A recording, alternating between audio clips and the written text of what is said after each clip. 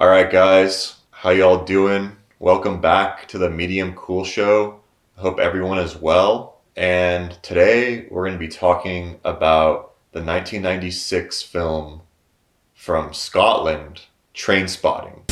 Choose a job, choose a career, choose a family, choose a big television. You're a quiet, sensitive type. A little bit crazy, a little bit bad.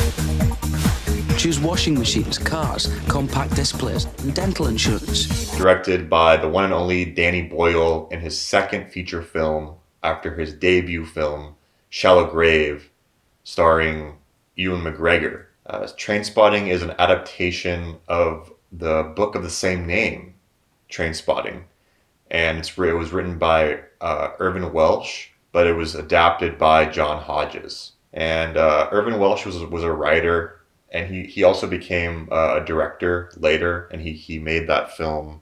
He wrote and directed the film Filth with James McAvee. Oh, that makes a lot of sense. Yeah. So he has kind of like that grungier like film feel. Yeah, Trainspotting it's a really big film. I've always heard about it. It was like one of the blanks in my film going experiences. Like I feel like I've seen a lot of like those big main movies. You know, there's only like a couple blank spots of like the big name ones.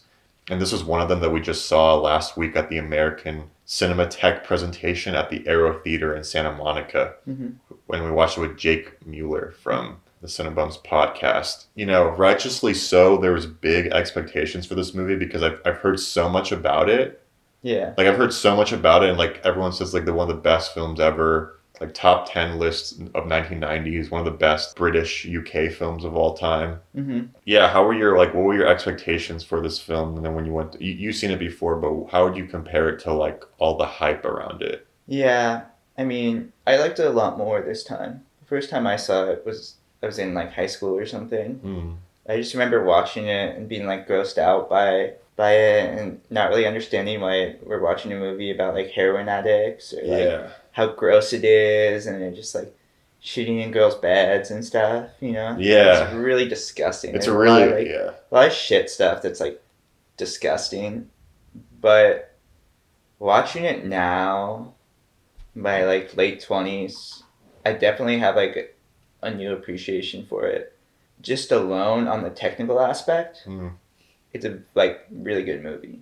Technically, it's pulled off really well, and Danny Boyle really proves himself as like a really, really good director with this film. Yeah, and then the story, I think, just in the way it's written and stuff, like I can see why it won Best Original Screenplay or Best Adapted Screenplay, because it's like it didn't win; it was nominated. But I think it won the British version of that, the British Academy Awards. But who gives a fuck about that, right? Right, but I mean, like anyway, it's still like a phenomenal script, you know, and it flows together so well. It's probably better than Sling Blade.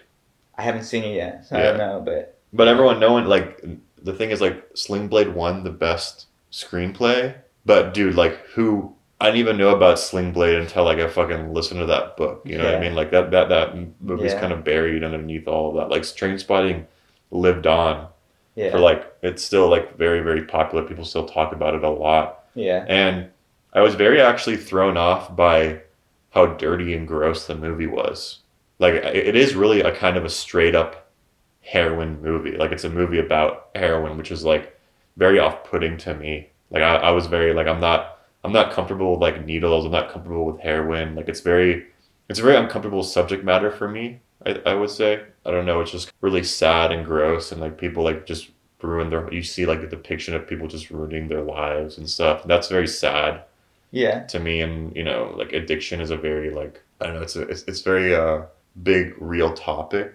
You know, and just seeing like them in this like really grungy apartment and like doing heroin. I'm like like. It's nasty, but it is a very well-made picture. It is very cool. Like the storytelling is great, and yeah, the movie was made for like 1.5 million pounds, and they shot a lot of it just in one take as well. This is like Danny Boyle was shooting it in one take, which kind of lent to like the gritty realism of it all as well. That's crazy because these actors really pull off amazing performances on one take. Yeah, well, it's very like boots on the ground style to it, and they were shooting it in an abandoned cigarette factory, a lot of it, and like the scene with like the grossest bathroom in Scotland was all like in this like abandoned factory, and they used chocolate for like the shit. Yeah, of course they did. And it's just like really like they really go there with the grossness of it. But Mm-hmm. it's like a art house gross out film. Yeah, it's an art house gross out film, and they know going into it, audiences are going to be repulsed by the heroin addiction story, and they really like turn it up to 10 Mm-hmm. in this film. Just some of the topics they deal with and tackle, it's supposed to make your skin crawl in a way. Him sleeping with like an underage girl, him with like the baby that's living in like the little heroin den with them. Yeah, that shit was fucked up, dude. That's the Yeah. most fucked up part of the movie. Yeah, his friends even are fucked up people that take advantage of him and take advantage of everyone around them. I think he really tries to aspire to something better, and I think that's like a storyline that we can all relate to because as an audience, we're all rooting for them to get better and get out of this like kind of environment. I think it is kind of poetic in a sense where it doesn't try to be something bigger than it is. They're all going to be slime bags for the rest of their life. Mm-hmm. There's a sequel to this, and we haven't seen it yet, but I can tell they're probably still slime bags. Yeah. Yeah, it was just like really gross. Like I definitely, it took me a little bit to adjust because when I was in the beginning, I was really uncomfortable. Yeah. When we were in the theater, I was like, oh God, no. Like I don't like needles. Like I don't like getting my blood drawn. I don't like, I don't think I could ever do heroin because I just don't want a needle in my arm, bro. It's disgusting. It's disgusting. Like smoking opium, like maybe, but needles, like, oh, dude. Like I even when I see someone get injected, I'm like, oh, like I feel really, really gross. It's just the way they go out too, like they're just like injected and then they go out. That's just so disgusting to me. Yeah, and they're just kind like of losing themselves in a way. Yeah, Ewan McGregor, he's not a good guy, but for some reason you kind of like want him to do better in a way, even though he's like a piece of shit and he's like trying to get better, and his parents are like trying to help him out and whatever. And it's a movie about like you are who you surround yourself with, and his friends kind of keep re-entering back into his life even when he's trying to improve it, and then he just kind of goes back to doing the same shit again, and then he kind of realizes like, fuck, this is not for me, and then he kind of like fucks off from them. I think the thing too is the movie's kind of saying in a way, you can't get better from this on your own. You need to have outside forces getting you out of this kind of hole. Yeah. And all his friends are in that hole, and when you're in that hole, you can't help but drag people down with you. Mm-hmm. You see it with like his one friend who's has a normal life, who's a good guy, has a girlfriend, Yeah. And he kind of ruins his life. Yeah.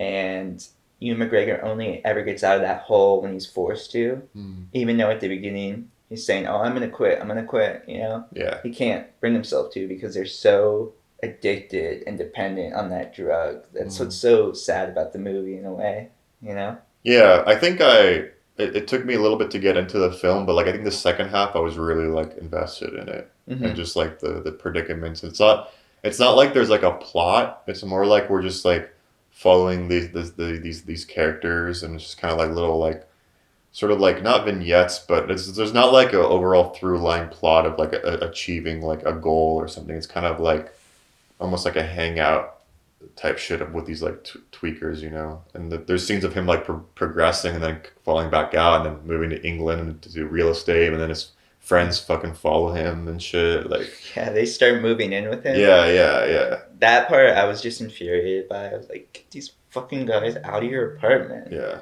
I will say I wasn't like blown away by the film, just because I think I've seen so many other films that came after that, like the British crime stuff, like the Guy Ritchie stuff that came after that is very much more like visceral to me. Yeah. And the filmmaking is just like, I feel like another whole level, and the storytelling is like more, there's something more to it. But I can see like Trainspotting coming out in the time that it did was very prolific because it had like that Pulp Fiction. They marketed it as like a British Pulp Fiction vibe to it, Yeah, it is very boots on the ground kind of movie, which I think is very rewatchable and still holds up to this day, as opposed to, some of the tearjerker movies that come out that get a lot of recognition for that year. Like you were saying, The English Patient or something like Yeah, that. The English Patient. And Jerry Maguire. Yeah, and Sling Blade. And I think this movie holds up the best because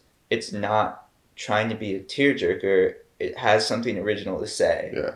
Yeah, I really am glad I saw it again. I don't think I would have seen it again unless Jake or you had pushed me to see it. Mm. So, yeah, I'm glad I gave it a second chance. And Danny Boyle's like a good director. I really do. I really do enjoy his films. So. Mm.